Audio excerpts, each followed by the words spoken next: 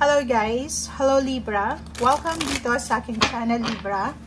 Alamin natin kung anong messages, vibration, gabay energy para sa lahat ng Libra friends natin na nanonood. Tayo general reading, so pwede kang makaresonate. Gamitin mo ang iyong intuition sa panonood. Weekly tarot reading February 5 until 11, 2024 para sa lahat ng Libra.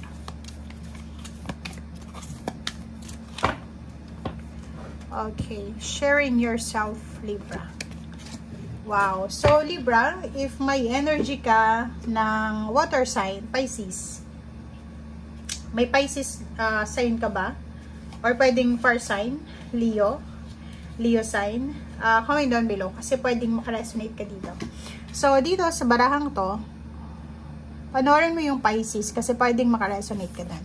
Libra, posibleng sa linggong ito, or hindi lang sa linggong ito, starting this 2024, February onwards, siguro nagsisimula ka na ngayon na baguhin yung mga bagay-bagay na hindi maganda sa buhay mo. Siguro yung iba, sobrang magastos, bili dito, bili doon, hindi pinag-iisipan yung mga expenses or yung mga budgeting, parang ganon. And for this week, parang ang gagawin mo is yung minimalistic approach ng buhay, simplifying your life.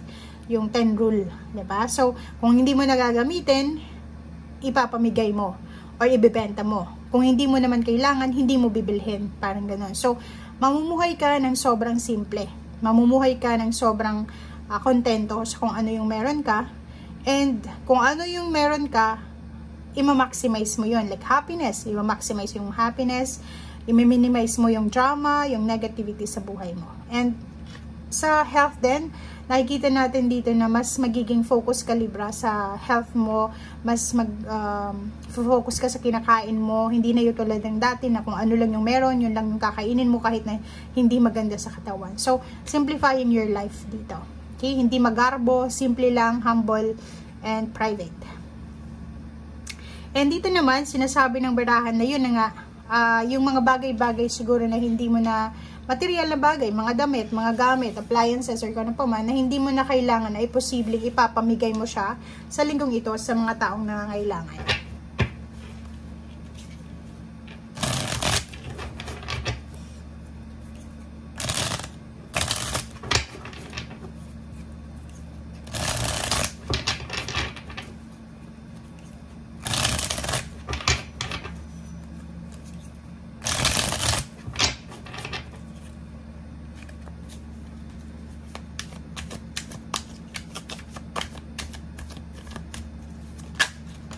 Okay, Libra, High Priestess, number 2, and 2 of Earth. Okay, High Priestess and 2 of Earth. Sinasabi ng baraha mo dito na makinig ka sa sinasabi ng iyong intuition, 'di ba? So, yun. Makinig ka sa sinasabi ng intuition mo. Or siguro itong mga habits na gusto mong alisin sa buhay mo, or yung mga bagay-bagay na gusto mong i-simplify sa buhay mo, siguro through intuition ito. So, nakikita natin siguro matagal na yung instinct mo na nagsasabi sa Libra na minimize sadness, trauma, negativity, unhealthy habits, unhealthy thoughts, emotions, or kano pa man. Pero hindi ka siguro nakikinig. But now, dumating na yung tamang oras, yung right timing na kailangan mo ng balance. Kailangan mo ng prioritization. Okay? Kailangan mo mag-enjoy sa buhay. So, ang nakikita natin dito is, kung dati ay hindi ka mapasensya, ngayon ay posibleng mapasensya ka na or magsisimula kang maging patient. Kung dati ayun, sobra kang gastador, parang ganon. Ngayon is parang sobra kang magtitipid or sobra kang magiging masinop, parang ganon. So, nakikita natin dito yung sobrang parang 360 degrees na transformation or pagbabago sa buhay mo. Comment down below guys kung bigla kayong nakapag-isip na magtipid, bawasan yung kinakain, bawasan yung mga expenses, bawasan yung online shopping, bawasan yung mga gastusin, parang ganun. Comment down below.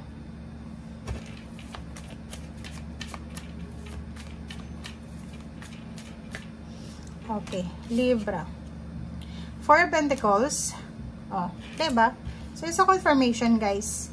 So, kung makikita mo dito, yung nakahang mong plano to matagal na nagpaplano yung mga Libra na kailangan ko mag-ipon ng pera, kailangan ko magtipid, kailangan ko ng ganito ganyan, pero palagi nyo siyang hinahang. So dito sinasabi ng barahan na dumating na yung tamang oras, dumating na yung tamang panahon na kailangan mo magtipid, kailangan mo nang i-secure yung iyong financial, diba? So, parang dito, aalis ka or babaguhin mo kung ano yung nakagawian mo. Lalo yung mga unhealthy habits sa usaping pera, relationship, emotions, and physical body. So, nakikita natin dito yung parang say goodbye ka doon sa mga unhealthy na hindi mo na kailangan para sa mga susunod. Diba? So, kasi kailangan mo ng stability. Nakikita din natin dito na magsisay goodbye ka din doon sa mga gamit na binili mo. Kasi nga magiging minimalistic ka, pwedeng magbebenta ka ng mga gamit, magbebenta ka ng sasakyan, or magbebenta ka ng mga ari-arian mo. And parang medyo may lungkot kang mararamdaman, pero sinasabi ng barahan na after mong ma-release itong mga bagay-bagay na ito na hindi mo na kailangan sa buhay, bigla kang magkakaroon ng peace of mind Kasi 'di ba? Parang feeling mo kalat lang 'yon. Parang feeling mo ano lang 'yon, disturbance lang 'yon ng buhay mo, or pwedeng nakakalat lang siya. Okay? Okay. So, ito yun. Ito yung sagot sa'yo ng baraha. So, kung ano man daw itong babaguhin mo sa sayo, sa kapaligiran mo, sa habits mo, sa thoughts mo, sa energy mo, ay posibleng ikaw din yung mag-benefit nito. So, ibig sabihin, in short, if may sisimulan kang pagbabago, like, gusto mong magbago ng mga habits natin, thoughts, energy, vibration, physical, mental, financial, lalo financial, tayo din yung mag-benefit na ito. Diba? Tayo din mag-harvest na ito.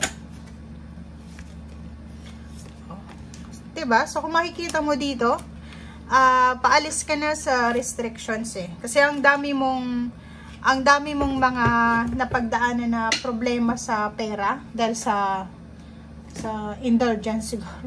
Ano ba yun? Yung sobra-sobrang paggagastos, yung pabaya, parang ganon. So, dito, sinasabi ng baraha sa'yo dito na dumating na, Libra, yung tamang oras para sa recovery, para sa sarili mo. Parang recovery yan Kasi makaka-recover ka sa mga unhealthy expenses mo, unhealthy relationship, restrictions. Kasi diba, pag sobra tayong magastos, pag sobra tayong parang pinapabayaan natin yung mga pagmamanage ng pera natin, medyo doon tayo nagkakaroon ng mga bad habits. Yung iba namumroblema dahil maraming utang, yung iba naman is kahit ang dami ng biniling mga bagay, material na bagay, hindi pa rin contented. So, dito sa baraha mo, sinasabi na you're walking away from kung ano man tong mga restrictions, heartaches, mga utang, mga nahang na plano, kasi papunta ka na doon sa pag-iipon, sa harvest season, sa simplifying life, sa pagbabalanse, and sa patience. Okay? Thank you guys. Bye!